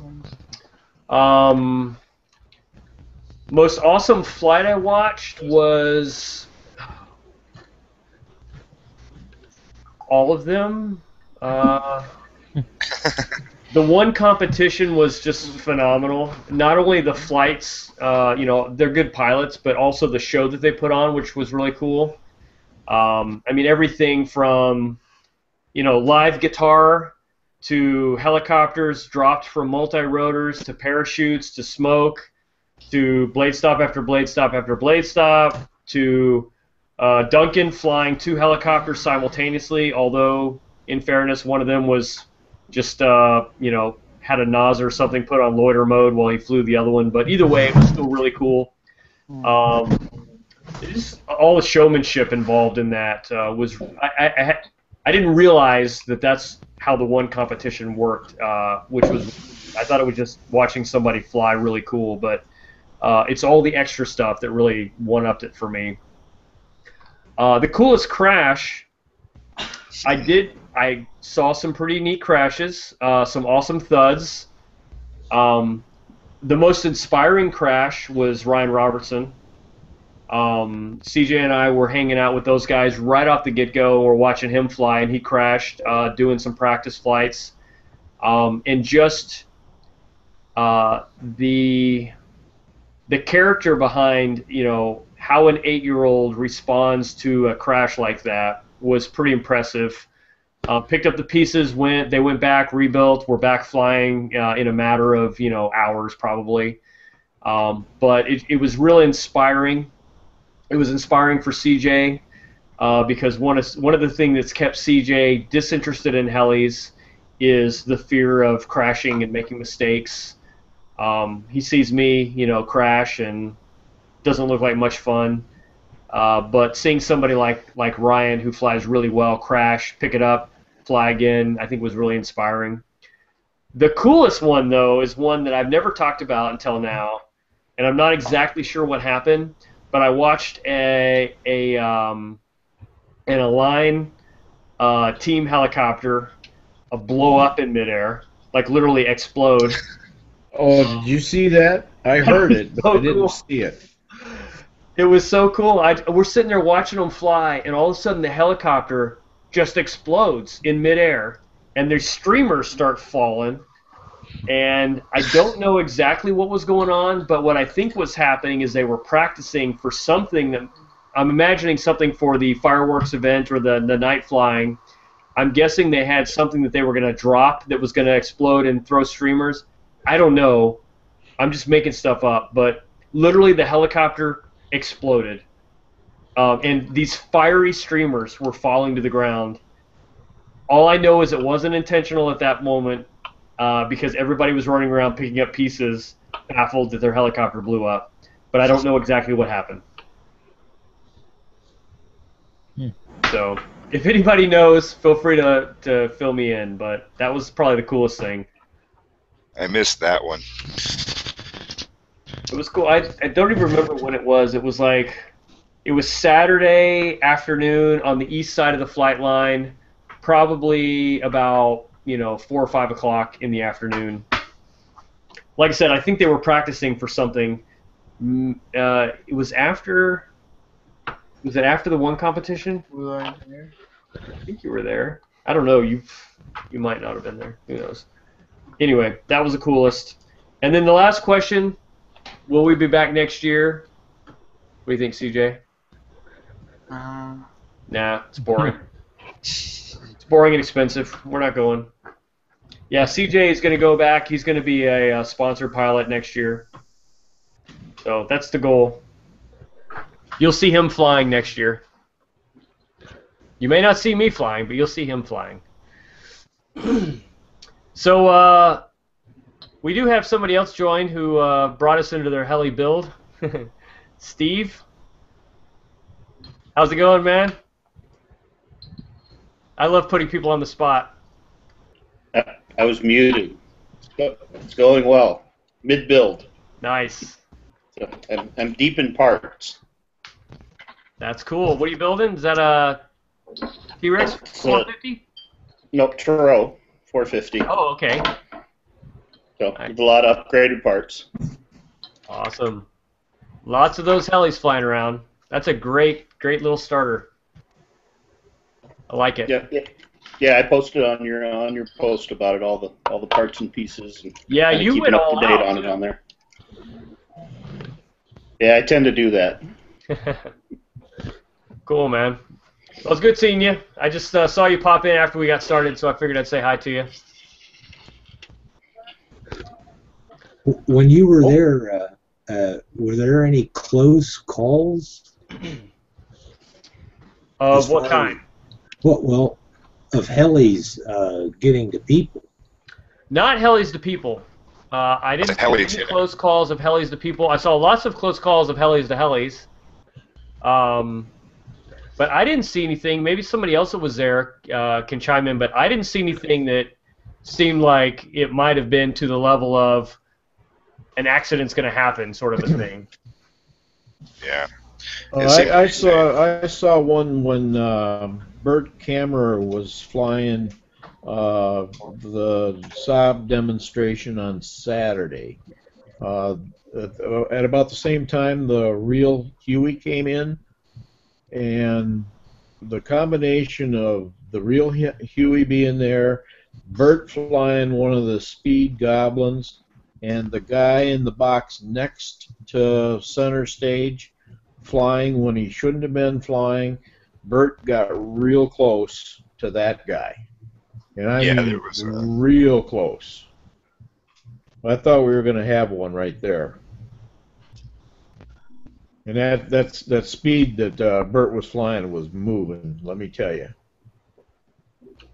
Well, I think Nick even said something about, I thought we closed down the flight boxes for Yeah, this. he did. That's exactly what he said.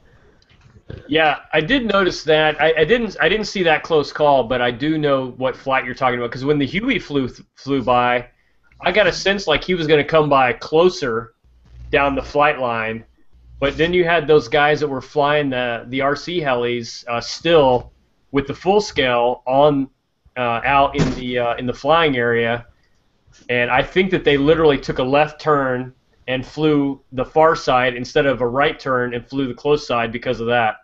Mm-hmm. Seemed like that could have been coordinated a little bit better to shut down that the flight line, but Well, I think the guy was late. The full-size heli was late getting it. So I think it blew up their schedule, and they just kind of accommodated him, is I think what happened. Could be. I did notice that the R-22 that was flying around out there, the full scale, they started tightening the pattern on the field on Saturday as it got later, so I think they were just trying to shorten the trips too. Oh, yeah.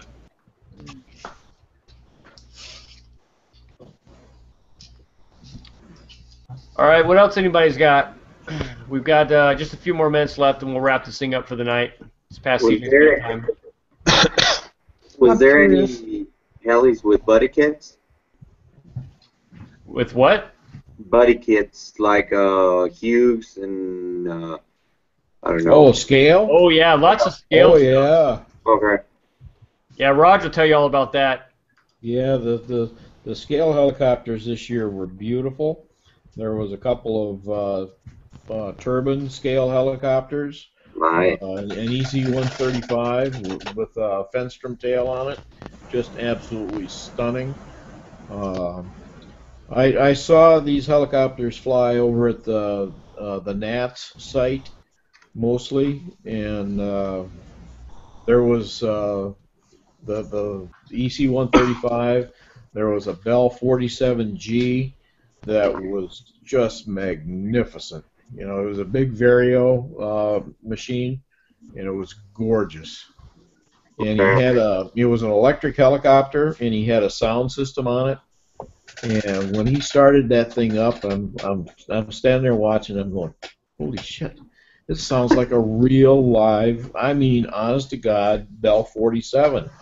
Yeah, that one was so impressive. Cool. And the guy that had it knew how to fly it scale fashion, and it just kind of went out and did its thing, and it was absolutely stunning.